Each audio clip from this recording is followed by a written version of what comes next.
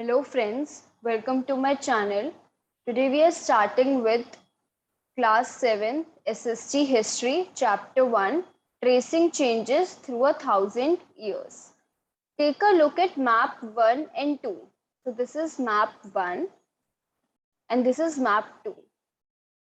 Map 1 was made in 1154 CE by the Arab geographer Al-Idrisi. The section reproduced here is a detail of the Indian subcontinent from his larger map of the world. Map 2 was made in 1720s by a French cartographer. So cartographer is a person who makes map. The two maps are quite different even though they are of the same area. So this is first map which is produced by an Arab geographer Al-Idrisi in 1154 CE, and this is a second map which is made in 1720 by a French cartographer. So these two maps are of same area, but they look very different. In Al-Idrisi map, South India is where we would expect North India. So as we make directions, we knew this. This is north, this is south, this is east, and this is west. So in the first map, में जहाँ पे हम North India we expect here, but here is South India and here is North India. So the map is flipped. We can say full-time map. Yes, Sri Lanka is the island at the top, and the island at the top is basically Sri Lanka. So it is basically flipped. Place names are marked in Arabic, and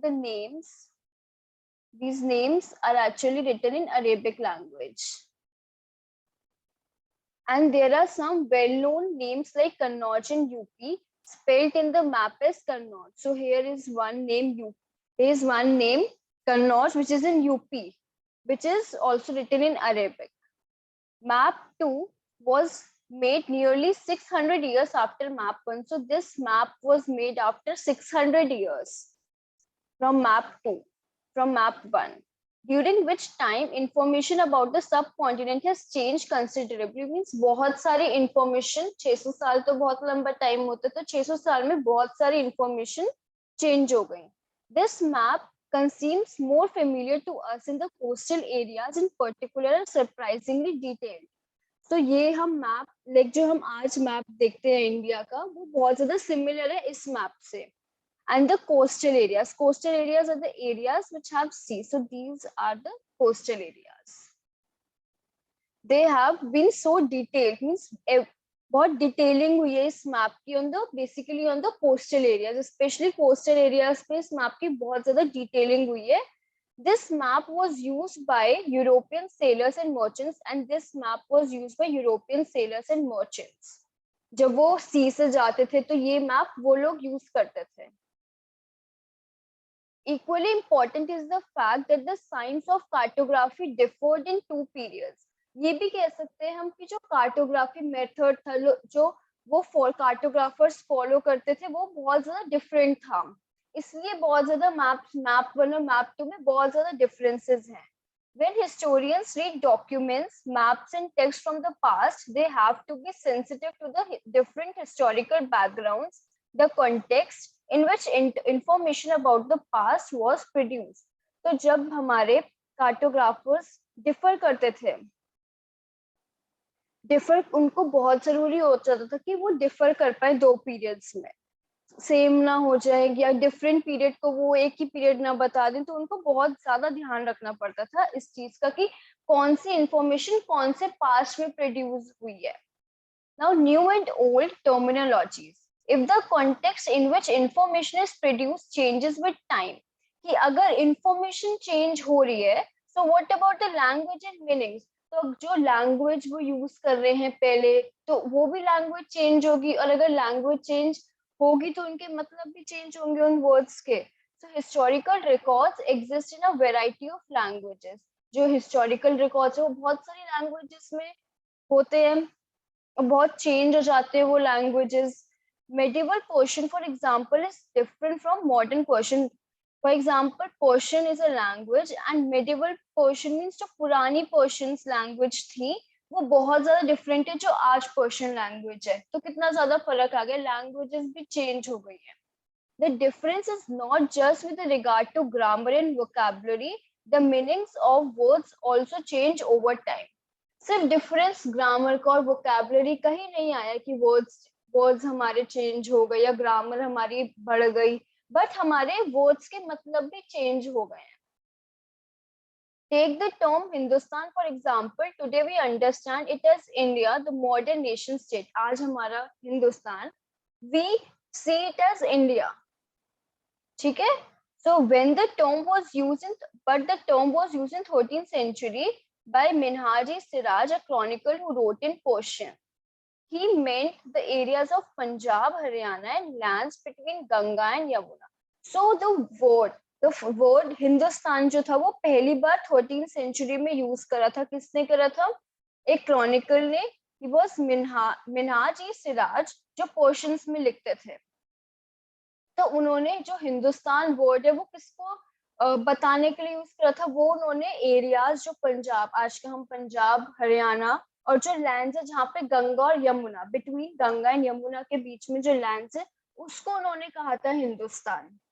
He used the term in a political sense for lands that were part of the dominions of Delhi Sultan. उन्होंने उस समय ये जो पूरा area था ये उस समय दिल्ली सुल्तान के अंडर था. तो उन्होंने इस एरिया को हिंदुस्तान का कि जो दिल्ली सुल्तान के अंडर है area. The areas included in the term shifted with the extent of sultanate, but the term never included South India.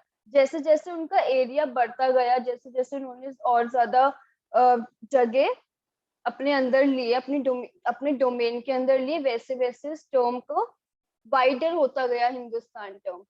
But जो हमारा साउथ इंडिया था वो कभी भी इस टर्म के अंदर नहीं आया. Mean south India, India this India which we regarded as south, ये जो एरिया है वो कभी भी हिंदुस्तान वर्ड के अंदर नहीं आया. Then, by contrast, in the early 16th century, Babur used Hindustan to describe the geography, the fauna and the culture of the inhabitants of the subcontinent. early 16th century में बाबर ने word use करा geography, fauna and culture of the inhabitants. Babar ने ये word किसके लिए use करा? जब India geography बताने के लिए, फौना मीन्स एनिमल्स बताने के लिए और कल्चर बताने के लिए कि यहाँ पे जो लोग रहते हैं उन लोगों को कल्चर बताने के लिए, उनके एनिमल्स को उन्होंने ये टर्म यूज करा Hindustan. As we will see later in the chapter, this was somewhat similar to the way the 14th century poet Amir Khusrau used the word Hind. और इसी चीज को एक्सप्लेन करने के लिए आमिर खुसराव ने ये वर्ड हिंद दिया था. इसी चीज को एक्सप्लेन करने के लिए, same as the Babur use the term Hindustan, same Amir Khusrau also use the word Hind. While the idea of the geographical and cultural entity like India did exist, the term Hindustan did not carry the political and national meanings which we associated with today. Different naam, different cultural identities, geographical idea कि India did exist, but जो आज इस term का meaning है Hindustan word का वो कभी नहीं हुआ, वो आज ही के टाइम पे हुआ है. Historians today have to be careful about the terms they use because they meant different things in the past. तो जो historians हैं उनको बहुत ज्यादा केयरफुल होना पड़ता है कि वो कौन से टर्म यूज कर रहे हैं और वो कौन से पीरियड में कर रहे हैं, उस पीरियड में उस वर्ड का एग्जैक्ट मतलब क्या था. तो उनको बहुत ज्यादा केयरफुल होना पड़ता है. Take for example a simple term like foreigner. It is used today to mean someone who is not an Indian. हम foreigner किसी को भी कहते हैं जो Indian नहीं है. In medieval period, means पुराने जमाने में, a foreigner was a stranger who appeared, say, in a given village, someone who is not a part of that society or culture. Foreigner हम तब यूज करते थे पहले जब कोई एक इंसान उस विलेज का नहीं है. उस पार्ट उस कल्चर का नहीं है, उस सोसाइटी का नहीं है, तो हम उसको क्या बुलाते थे? Foreigners. In India the term pardesi, India में हम परदेसी यूज करते हैं, which use to describe a person, such a person, जो ऐसे पर्सन को मीन्स फॉरेनर का हिंदी क्या हो गया? अजनबी, परदेसी, सॉरी परदेसी। तो हम वो वर्ड यूज करते थे, और पर्शियन में हम इसको अजनबी कहते थे। A city dweller therefore might have regarded a forest dweller as a foreigner, but two peasants living in a same village were not foreigners to each other, even though they may have a different religious or caste background. तो जो city में रहते हैं इंसान और village में रहते हैं, वो आपस में एक दूसरे को फॉरेनर्स कह सकते हैं, ठीक है। बट जो लोग एक ही विलेज में रहते हैं वो एक दूसरे को फॉरेनर नहीं कहेंगे, पर उनकी कास्ट और बैकग्राउंड्स अलग हो सकते हैं, फिर भी वो एक दूसरे को फॉरेनर नहीं कहेंगे जब तक वो सेम विलेज में रह रहे हैं। Now historians and their sources. Historians use different types of sources to learn about the past depending upon the period of their study and the nature of their investigation. जो historians है वो different types के sources use करते, mean सिर्फ एक ही source पे नहीं, काफी सारे सोर्सेस वो यूज करते कि वो पुराने लोगों को, पुराने पीरियड्स को जान पाए कि कैसे क्या होता था। Last year for example you read about rulers of Gupta dynasty and Harshvardhan, कि पिछले साल 6th क्लास में we have read about this. In this book we will read about the following 1000 years from roughly 700 to 1750 पढ़ेंगे हम इस book में। We will read about 700 to 1750 तक पढ़ेंगे। You will notice some continuity in the sources used by the historians for the study of this period, की वो लोग same sources use करेंगे, जैसे पहले बुक्स वो यूज करते थे manuscripts, then we have coins use करते थे, इंस्क्रिप्शंस यूज करते थे, तो वो आप भी यही सब यूज करेंगे। They still rely on coins, inscriptions, architecture and textual records for information. वो ये चीजें नहीं बदलेंगी, वो यही चीज यूज करेंगे। But there is also considerable discontinuity, but बहुत ज्यादा अलग भी है, डिसकंटिन्यूटी भी है। The number and variety of textual records increased dramatically during this period, क्योंकि क्या हुआ था पहले इस पीरियड में बिटवीन 700 to 1750 में हमारे जो रिटन रिकॉर्ड्स थे वो काफी ज्यादा बढ़ गए थे। They slowly displaced other types of available information, और कॉइन्स को, इंस्क्रिप्शंस को, आर्किटेक्चर को उन्होंने हटा के बेसिकली जो मेन हमारा सोर्स था in medieval period means from 700 to 1750 वो हमारा टेक्सचुअल रिकॉर्ड्स थे, लिखे हुए records. They slowly now through this period paper gradually became cheaper and more widely available। क्यों ऐसा क्यों हुआ? क्योंकि इस टाइम में फ्रॉम 700 to 1750 जो पेपर था वो बहुत सस्ता हो गया था और हर जगह मिल जाता था। तो people used to write holy texts, chronicles of rulers, letters and teaching of saints, petitions and judicial records, and for registers of accounts and taxes। तो हर चीज के लिए वो पेपर यूज करते थे, कुछ भी उनको लिखना हो, लेटर्स, टीचिंग्स अपनी लिखनी हो, जुडिशियल रिकॉर्ड्स करने हो, टैक्सेस एंड अकाउंट्स, वो सब पेपर पे आ गए।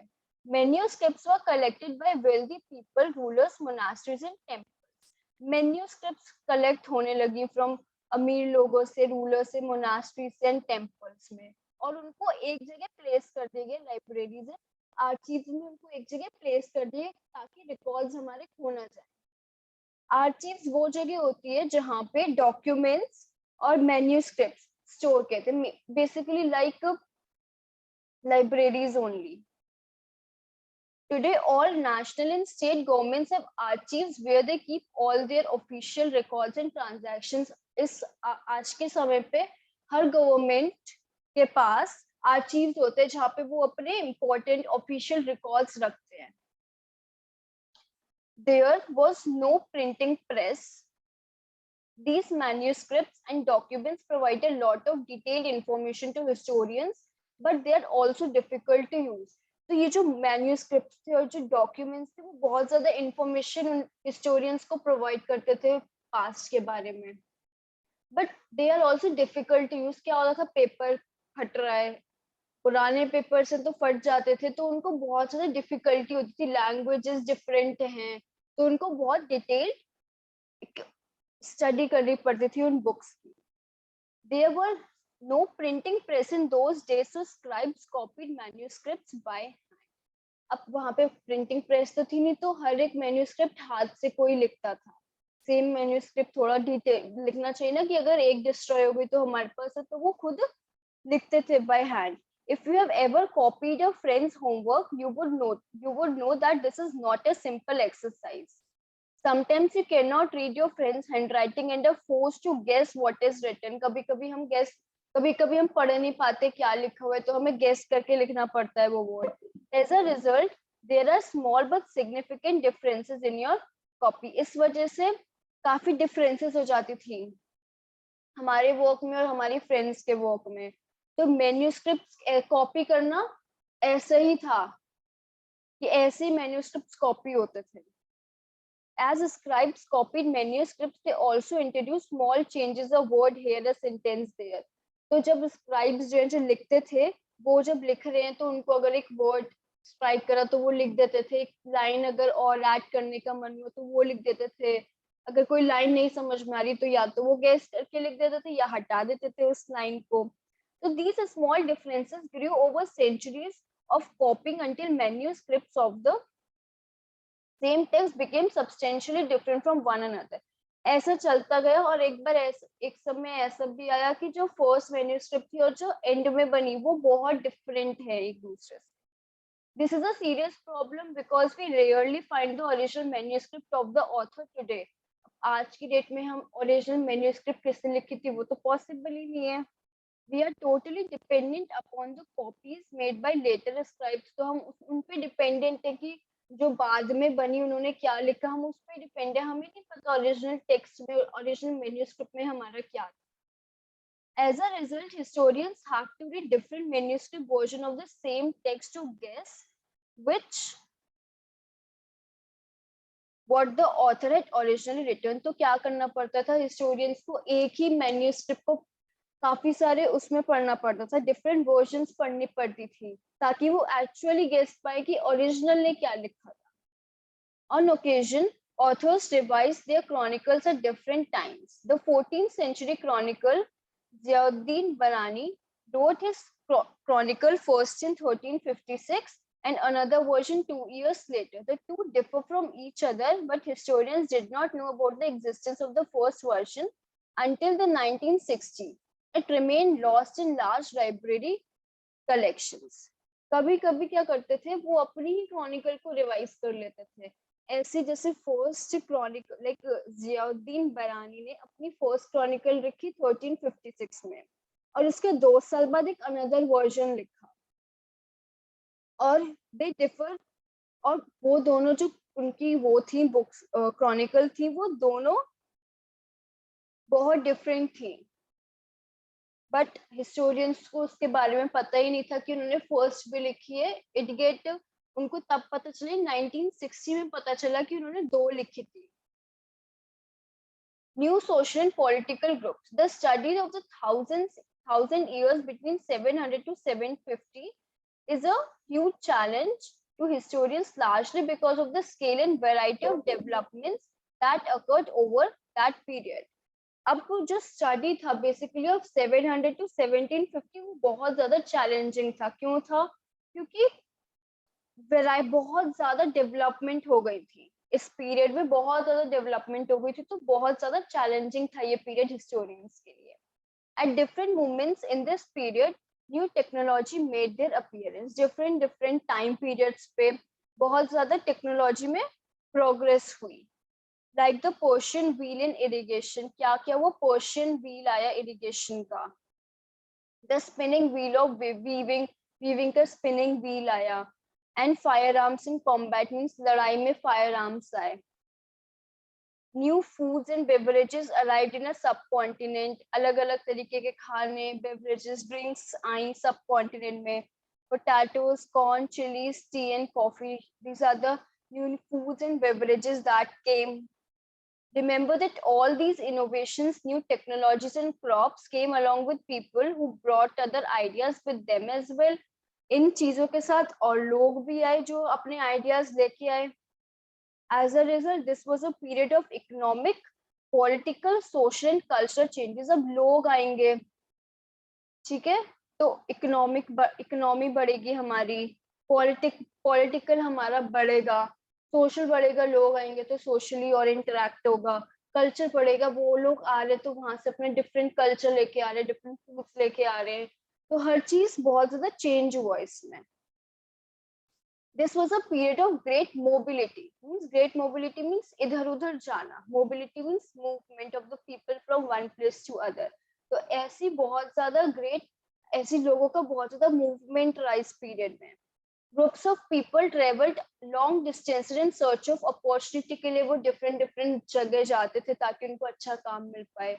The subcontinent held immense wealth and the possibilities for people to carve a fortune. जो हमारे सब कॉन्टिनेंट था वो बहुत ज्यादा वेल्दी था, रिच था बहुत ज्यादा, तो पॉसिबिलिटीज लोगों की बढ़ गई, तो कि यहाँ पे वो अच्छा फॉर्च्यून कमा सकते हैं, अच्छा फॉर्च्यून ले सकते हैं, अच्छे पैसे कमा सकते हैं.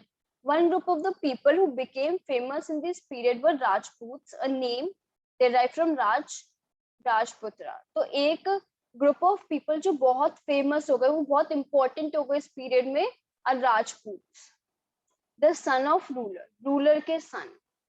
Between the 8th and 14th century, the term was applied more generally to group of warriors who claimed Kshatriya's caste status.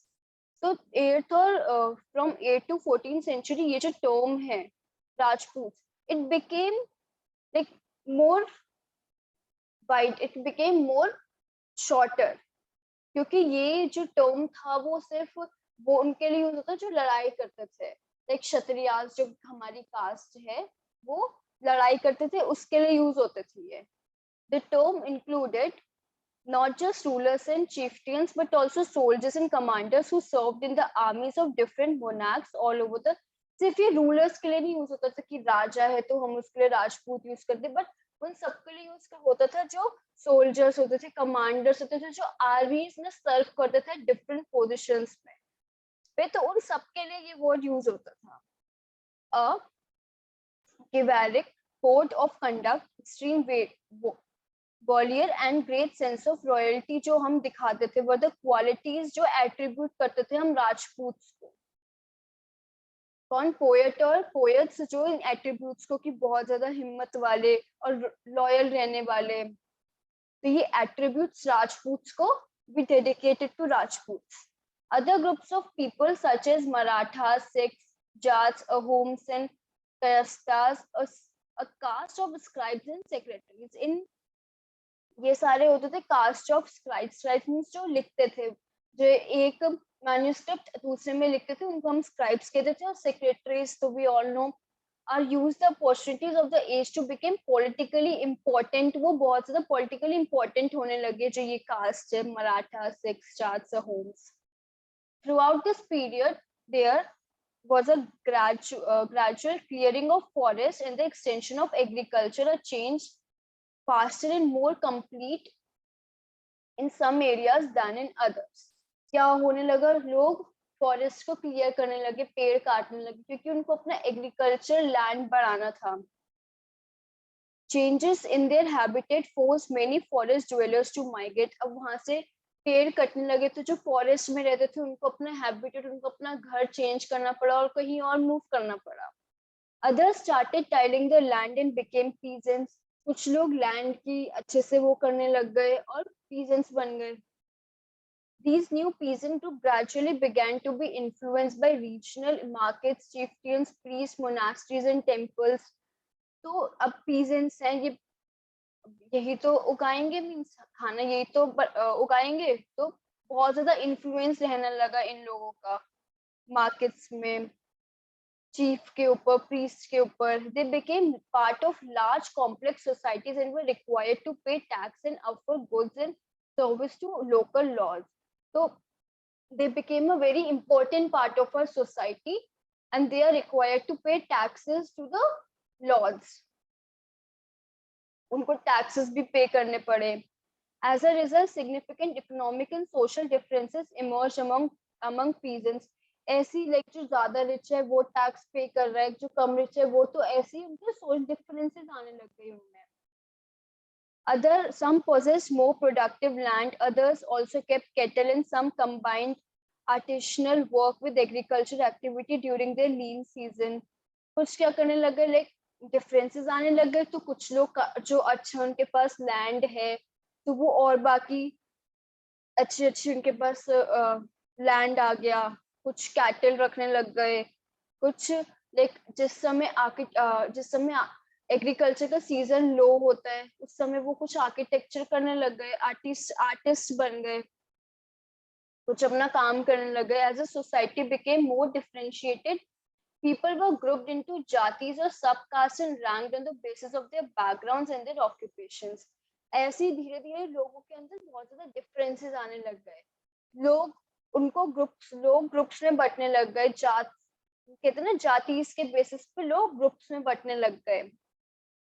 और ये जातीज कैसे कैटेगराइज होती थी? On the basis of their कि बैकग्राउंड कैसे है उनको और देयर ऑक्यूपेशन कैसा है. एक तो इनका बैकग्राउंड की थोड़ी रिच है या फिर पुअर है या फिर मिडिल है, और उनका ऑक्यूपेशन पे ये जातीज बंटने लग गई. Ranks were not fixed permanently and varied according to the power, influence and resources controlled by the member of jati. ये फिक्स नहीं होती थी रैंक. जिस जाति के पास ज्यादा पावर है, ज्यादा इन्फ्लुएंस है, ज्यादा रिसोर्सेज है, वो वेरी होती, मीन्स चेंजेस होती रहती थी उन रैंक्स में. फिक्स नहीं थी. The status of some jati could vary from area to area में वेरी करते थे. Jatis framed their own rules and regulations to manage the conduct of their members. जातीज अपने खुद रूल्स बनाने लग गए, रेगुलेशंस लगाने लग गए कि उनको अपनी जो पर्टिकुलर सबकास्ट है वो कैसे चलाने, अपने मेंबर्स को कैसे रखना है. These regulations were enforced by an assembly of elders described in some areas as jati panchayat. और ये कौन रेगुलेशंस लगाता था? एल्डर्स लगाते थे. उस जाति के एल्डर्स लगाते थे. But jatis were also required to follow the rules of their villages. अपनी जाति के रूल्स तो उन्होंने लगा दिए, बट उनको उस जो उनकी विलेज है उसके रूल्स भी मानने पड़ते थे अपार्ट फ्रॉम देयर जाति rules. Several villages were governed by chieftain, means कुछ चीफ भी होता था किसी विलेज का, एक वो रूल करता था. Together they were only one small unit of state. इनको हम टुगेदर एक स्मॉल यूनिट कह सकते हैं, स्टेट की एक small unit. Now region and empire. Large states like those of Cholas, Tughlaq or Mughals encompass many regions. कि छोलास, कुछ एरिया को छोलास करते थे, कुछ को मुगल्स करते थे, कुछ को तुगलक्स करते थे. ऐसे हमारा जो इंडियन सब कॉन्टिनेंट था वो डिवाइड हो गया था. अ Sanskrit प्रशति praising Delhi Sultan Ghiyasuddin Balban explained that he was a ruler of vast empire that stretched from Bengal in the east of Ghazni to Afghanistan in the west and included all South India. तो एक संस्कृत प्रशस्ति में लिखा हुआ है कि दिल्ली सुल्तान Ghiyasuddin Balban, he explained that he was a ruler of बहुत ज्यादा वेस्ट एम्पायर के वो रूलर थे. Bengal is somewhere here and from Afghanistan is somewhat here. So वो इस एरिया के वो रूलर थे and some part in south also. तो वो इतने ज्यादा एरिया के रूलर थे. People of different regions, Gauda, Andhra, Kerala, Karnataka, Maharashtra and Gujarat apparently fled before his armies. भाग गए, वो चले गए थे ताकि वो इनके अंडर ना आ पाए. Now historians regard these as exaggerated claims of conquest. Historians बताते हैं कि ऐसी exaggerate कर रखे, means बड़ा चढ़ा के बोल रखा है ऐसी. At the same time, they try to understand why rulers kept claiming to have control over different parts of the subcontinent. तो वो ये भी explain करते थे कि क्यों वो ऐसा करते थे, क्यों वो कहते थे कि ये तो हमारा सबकॉन्टिनेंट है, ये तो हमारा पार्ट है. Now by 700, many regions also already possess different geographical dimensions in their own language and culture characteristics. 700 तक जो बेसिकली डिफरेंट एरियाज है उनका अपना अलग एक लैंग्वेज होता था, कल्चर होता था. You will learn more about this in chapter 9. They were also associated with specific ruling dynasties. इनकी एक डायनेसिटी होती थी जो उन पे रूल करती थी, like Cholas, Mughal, Tughlaq.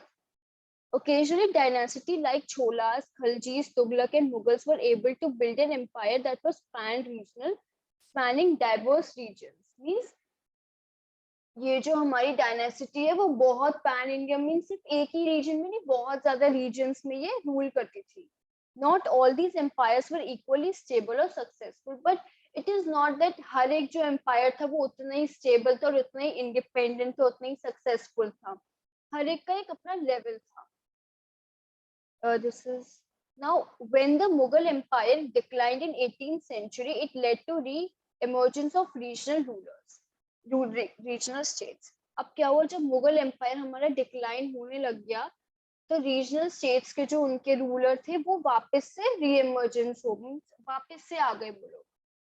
But years of imperial pan-regional rule has altered the character of the regions. पर जो जैसे पहले था डिफरेंट लैंग्वेज, डिफरेंट कल्चर, वो कम हो गया. क्योंकि क्या था, एक पैन रूलर था तो उनके जो कल्चर थे, उनके जो लैंग्वेजेस थी वो मिक्स हो गई. तो इट्स नॉट कि उनका सेम ही एक डिफरेंशिएशन नहीं हो सकता था, कि लैंग्वेज का और कल्चर का डिफरेंशिएट नहीं हो सकता था.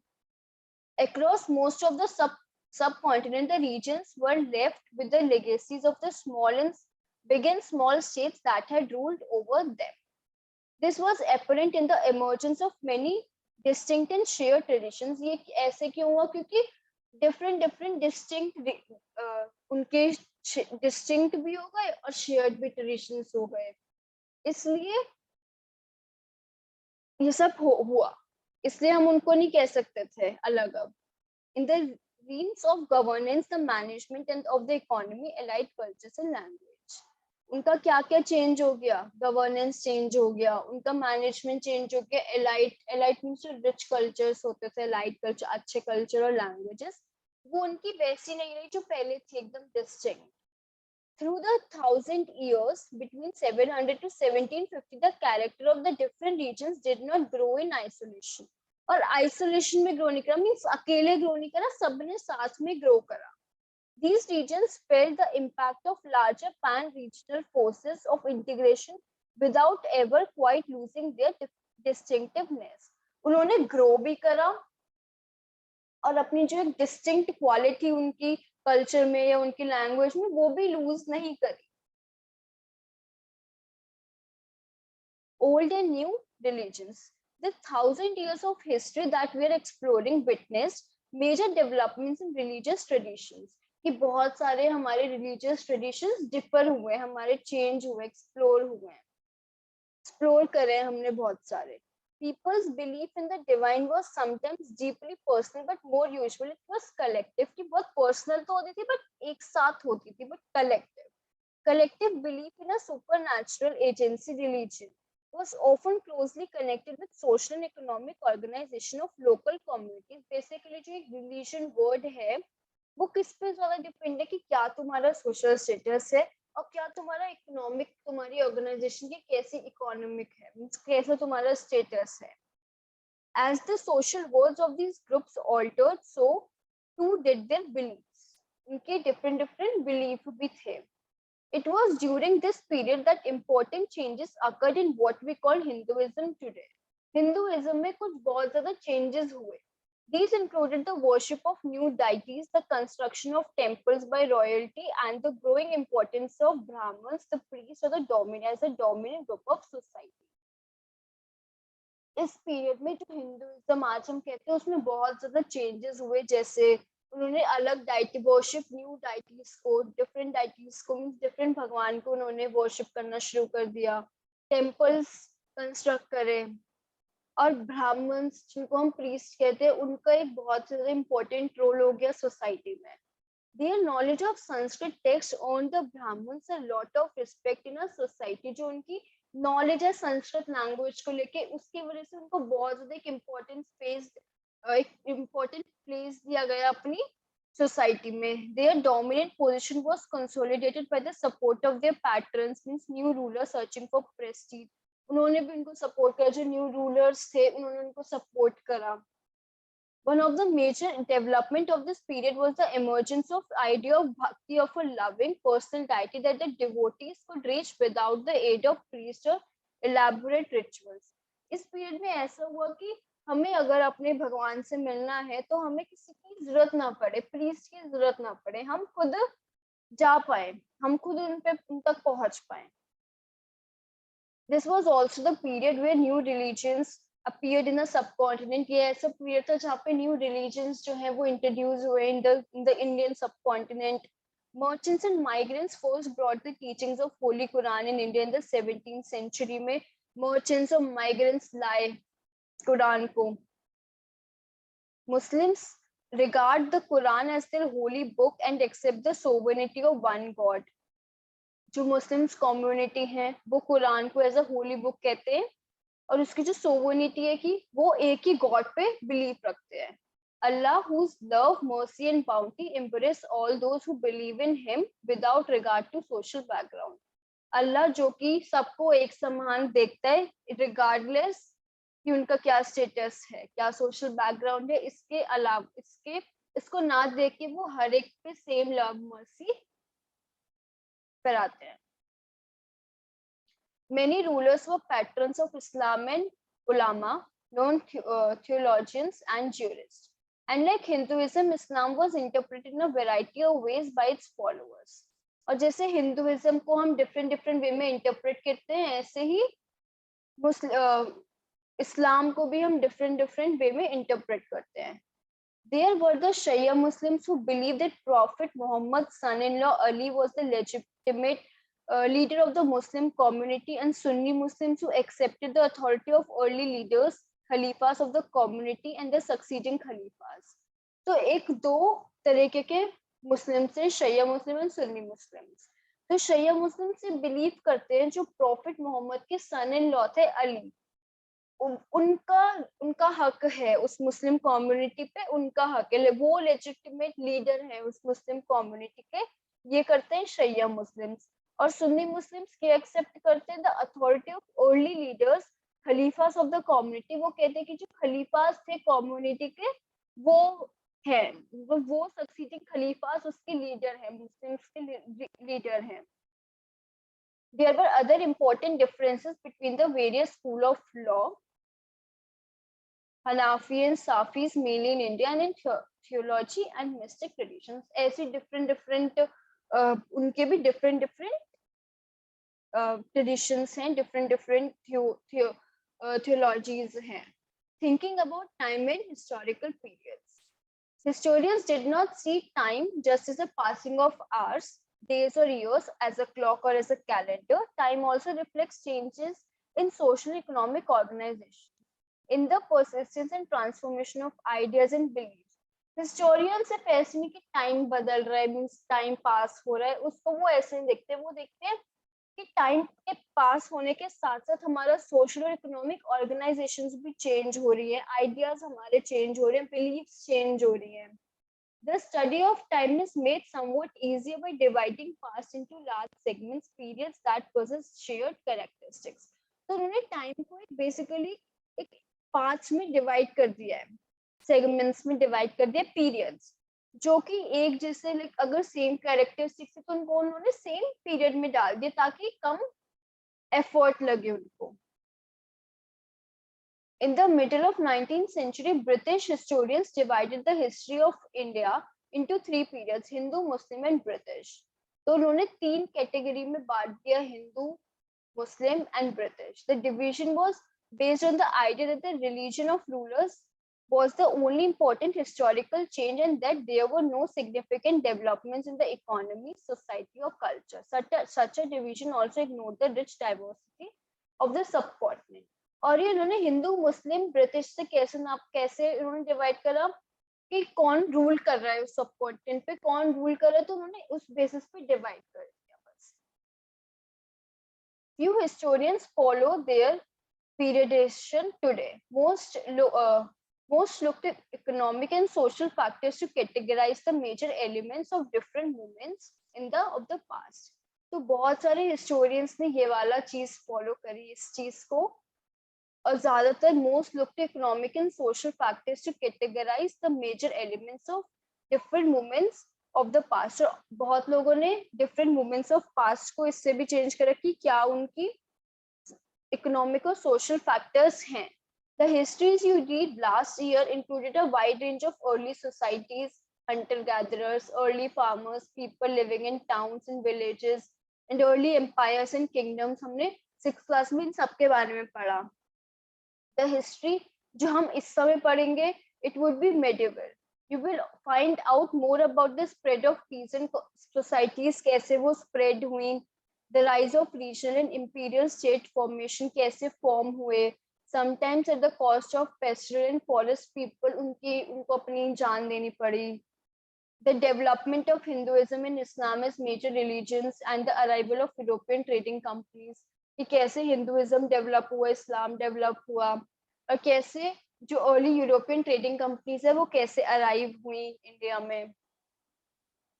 These 1,000 years of Indian history witnessed considerable change. After all, the 16th and 18th century were quite different from the 8th और 11th से, बहुत different है। जो अपनी centuries हैं, जो 6th और 18th century रही है, वो बहुत different है from the 11th or the 8th century.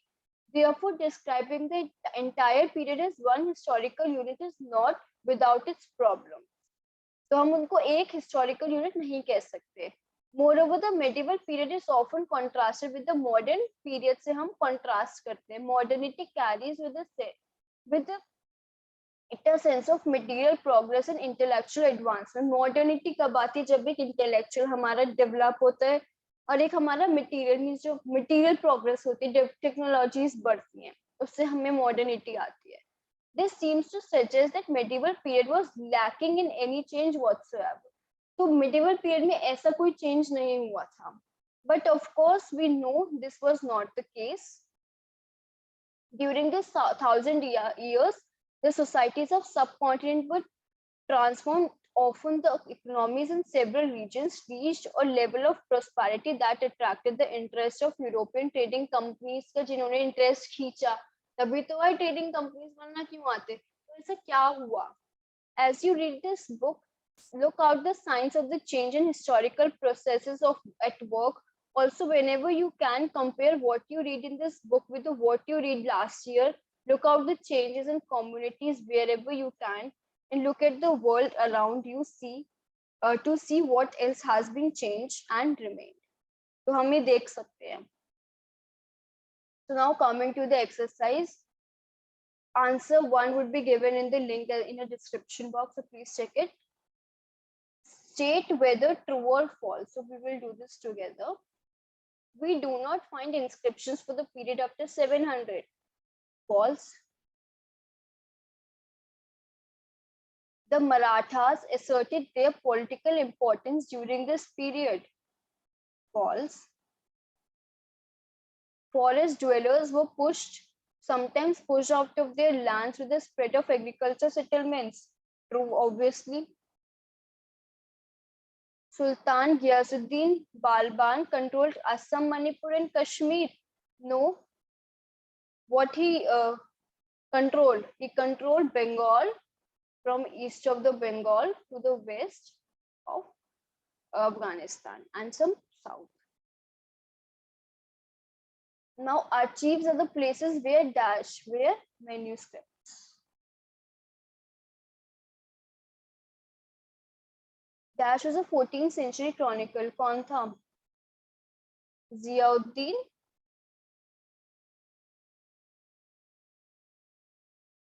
Barani. Dash were some of the new crops. एक तो potato था. Then we have corn, tea, coffee, chilies,